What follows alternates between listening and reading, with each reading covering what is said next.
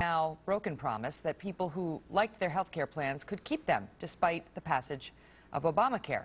Here's Republican Congresswoman Marsha Blackburn challenging Secretary Sebelius on that this morning. Madam Secretary, before, during, and after the law was passed, the President kept saying, if you like your health care plan, you can keep it. So is he keeping his promise? Yes, he is.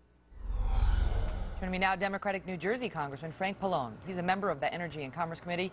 He was one of the lawmakers questioning the Secretary today. Congressman, thank you for being here. Thank you. We're struggling to understand how Ms. Sebelius can say the President kept that promise, that specific one of, if you like your health care, you can keep it, period. I guarantee it, when we've seen 2 million Americans have their policies canceled so far, and the estimates are it'll top 10 million. Well, you can keep it as long as the insurance company agrees to continue to sell it. But the problem is a lot of insurance companies now have been caught because they're selling lousy plans at a high price that are skeletal and don't provide any benefits. So they're now canceling those lousy plans, in which case many of them are just a scam, and saying, look, we're not going to sell this anymore because nobody's going to buy it, and therefore we'll give you a better plan that has better benefits at a more affordable price. So the President never said that he could stop the insurance companies from canceling plans. This is a private market. This is a competitive market. But they're not going to sell something they can't sell. But what you're saying is only partially true. There are some insurance companies who canceled policies, and that's what insurance companies... They canceled the policies. Let me say... They don't have to sell them. It's a private market. Let me pose the question, then you respond. Some of the insurance companies said, all right, I'm going to cancel the policies, because that happens on the insurance market.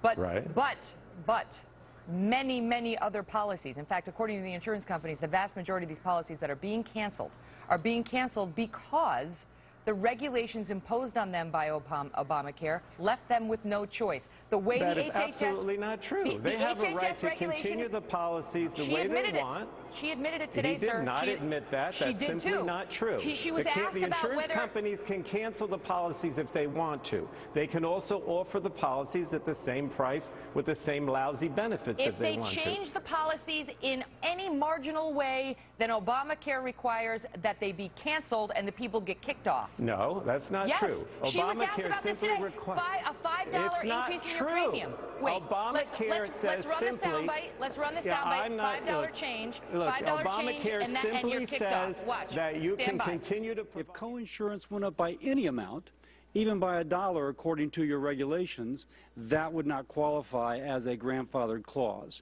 Just to have that out there for the record.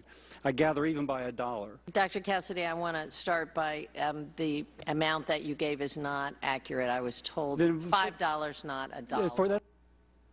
So she's not saying, no, that you're wrong, they can't cancel the people if the policy changes by $5. She's saying, yes, you're right. If they up your premium by $5, it's canceled. Obamacare kicks in, the person gets a cancellation notice, and they're wondering where to get their insurance.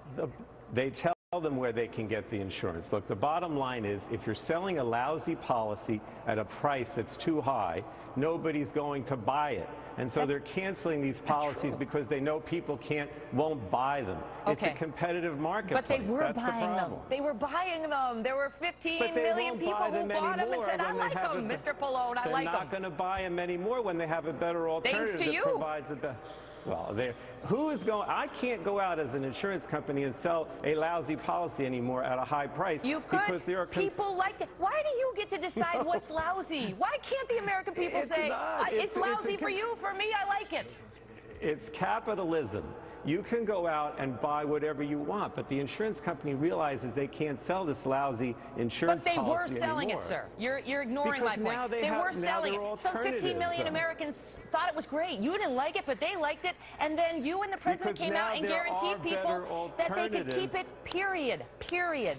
When you make a guarantee... But you can't sell it. Nobody's going to buy it. Nobody's going to buy it if there's a better alternative out there that gives you better insurance for a lower price. And that's what the Affordable Care Act offers. So that's why these insurance companies are canceling, because they know they can't sell that lousy policy anymore. That's just not true. Well, it is true. It's not well, true. it is. Of course it's true. Well, you deny it, we'll let the viewers decide. Listen, I appreciate you coming on. Decide. Thank you for coming on, sir. Decide. Well, the marketplace would like to decide, but they've been told by the president and the Democrats, thanks to Obamacare, that they can't. No, it's a capitalist private market. People will choose. The capitalist private market is controlled by laws, including one called Obamacare, which imposed a bunch of regulations on them with which they must now comply, sir. You can't sell the policy if nobody's going to buy it because it's lousy. But 15 million people did buy it. They bought it, and they were told they could keep it, and now they can't, and I got to go, period. Thank you, sir. Thanks for being here. I tried. It's so much better when you can have a real exchange on the actual issues. And anyway, listen, why don't you send me a tweet and let me know what you think.